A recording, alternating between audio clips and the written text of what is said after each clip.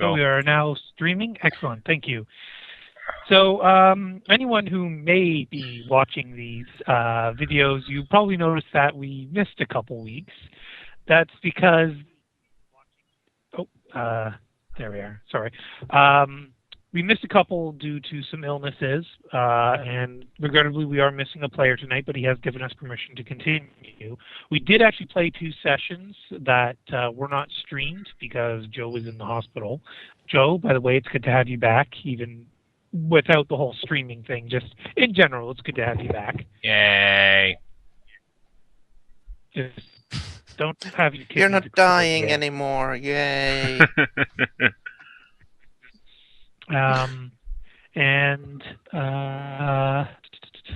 So 2 sessions ago, everybody came into the grand dining hall, and we started some mingling here and there.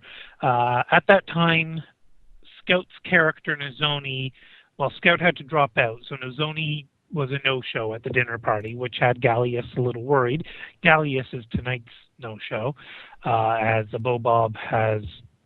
I believe he's gone to the hospital as well for his dad. You people, why have you pissed off Nurgle so much? In any event,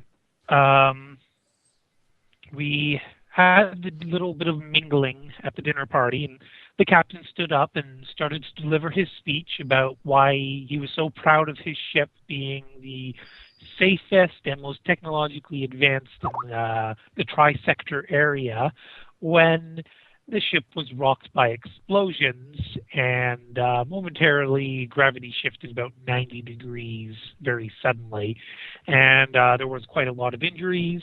And if Shelby could speak, she probably would have mentioned that there was a very large surge of warp energy.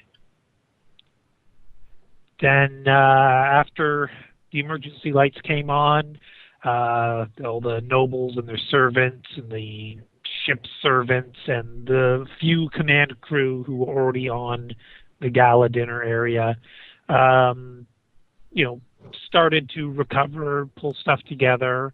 Shelby healed the captain, who had been impaled by a ice sculpture, while the rest of each of the individual player characters came forward to assist with recovering the ships. Recovering enough that people would be able to survive this trip. And with perhaps the exception of Haley, everyone pretty much volunteered to help, I think. Joe, did you want to comment on that? Nope. Nope? Okay. From there, the captain decided that you lot seemed like the best people to get him back to the bridge. Well, he left the coordination of the safeguarding of the nobles in Ezra Whale's hands. She was the Lord Proctor on the ship, and he allowed her the authority to organize teams to go search the ship for other survivors and bring them back to the Grand Gala Dining Hall, at which point he would hope that he'd be back on the bridge, reestablish command, and in his vision of the future would either command repair teams or issue the abandoned ship order. Now, of course, he never did say abandoned ship in front of anybody, but he's keeping that one as a last resort. So the lot of you headed aftward towards the elevator that would lead up to the command bridge when you witnessed a gentleman get his head exploded by a shot coming around the other hallway, and a noble who I dubbed Lord Pith came around with his hunting rifle and an entourage of servants and one Imperial Guardsman-looking fellow, and all the servants were fawning over him for his excellent shooting skills, and he was all, what, I need a better trophy, and that's when he noticed the player characters and started shooting at them. After some swift combat, I say that with quotation marks, it was about 1 minute worth of combat. Lord Pith was killed, a couple of the servants dead, the sergeant was also dead. I think Kiri has her own particular take on how that went down. Kiri was slightly singed. Torcus had a bullet wound in the shoulder, and the captain tripped and fell and hopes nobody noticed. But while all this was going on, our tech priest for the group, Krios, was beaten over the back of the head, rendered unconscious, and carried away. While somehow Haley realized this and started to give chase, only for a cleric leading the guys who took Krios to start uttering some prayers that seemed to bolster the resolve of the gentleman carrying the very heavy tech priest, and they are making incredible headway compared to Haley, who's chasing them. They went down the staircase here, only to be able to bypass some nobles who are now standing shoulder to shoulder, ready to stop Haley. Was there anything I forgot that anyone else? There's Vern running after too. Yeah, Vern and Shelby and Talia and Duran are also following. So, Joe. Yep. You said that you were going to throw a grenade. Yep. Okay. At what point in Haley's chase would she throw the grenade? Once I was within a decent throwing distance of the noble group. What would that be? Let's see. It was 24, so probably... Yeah, if they don't move 2 turns. Okay, and so in 2 turns' time, they'd be that far. If they do move... Yeah. Well, the barrier of nobles, they aren't moving. They're standing. Yeah, okay. Now move Shelby forward. You guys are running like lunatics. And... Well, I can do that. BT, does Kiri, when she eventually gets around the corner, have a general idea of where Krios was before this all took place? Oh, when she came out of the ventilation shaft? No. Where Krios was trying to repair the ship. Krios was back there. Now, okay. I know it's going to take a while.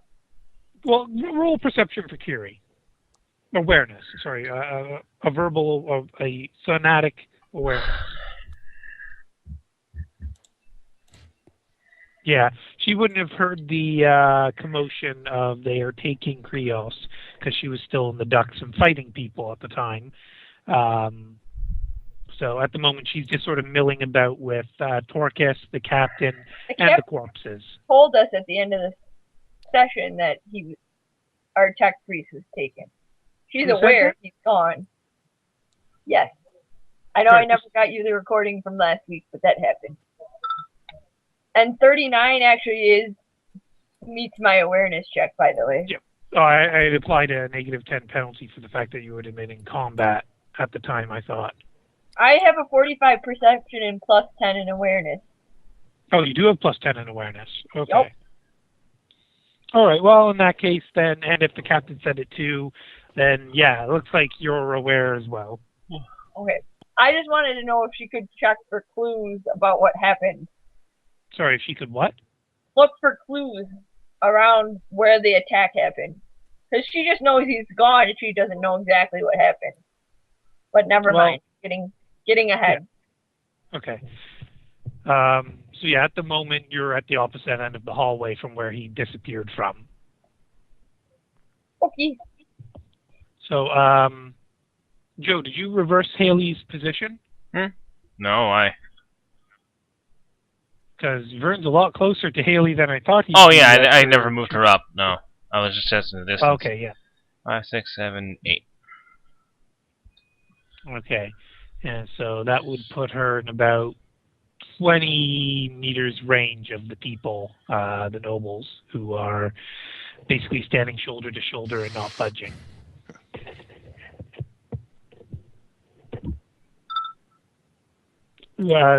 She was behind Vern, yeah, she still is.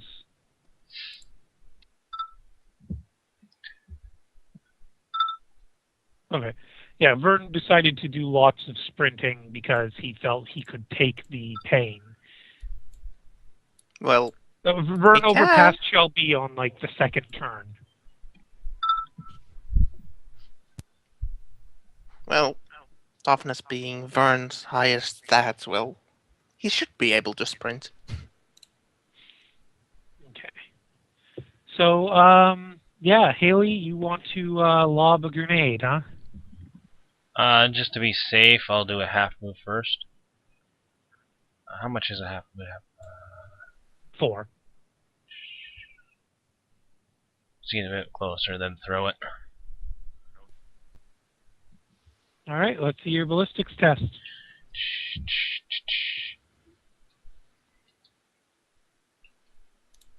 Ah, fuck! Oh, by the way, everyone's state points are refreshed. Should I use one now? You're going to use one now? Granada! Probably should, because that thing's gonna go way off course. I used up all my good rules last week, didn't I? Yeah. Okay, so you There get we go. plus 30. Okay. Gonna go right in that. And, Gonna go right in that guy's mouth. Oh.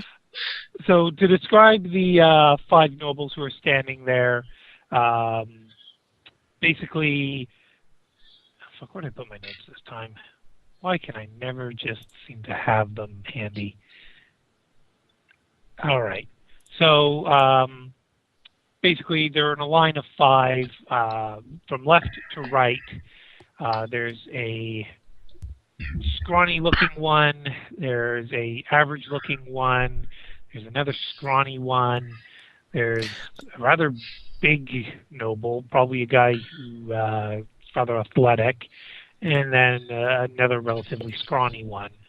But give me a perception roll. To your eyes, everybody looks like that one.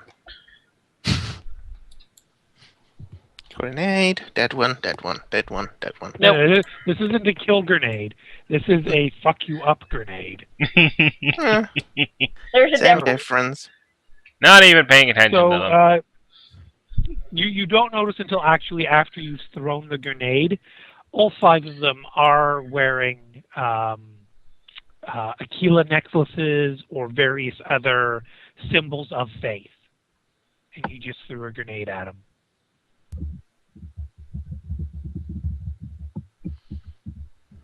Eh. Well, Haley?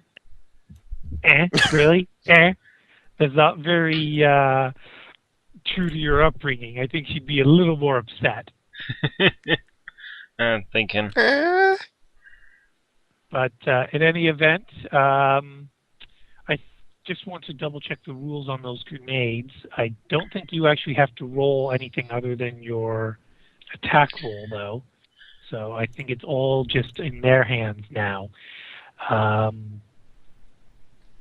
They have to pass a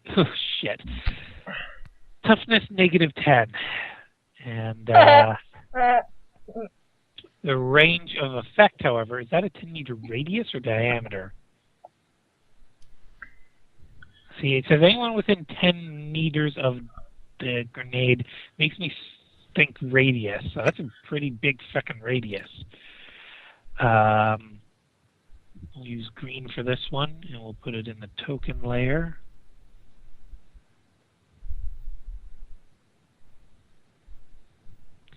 And since it is a confined corridor, I'm going to suggest, or not suggest, I'm going to rule that it expands a little further than anticipated. So there's the area of effect.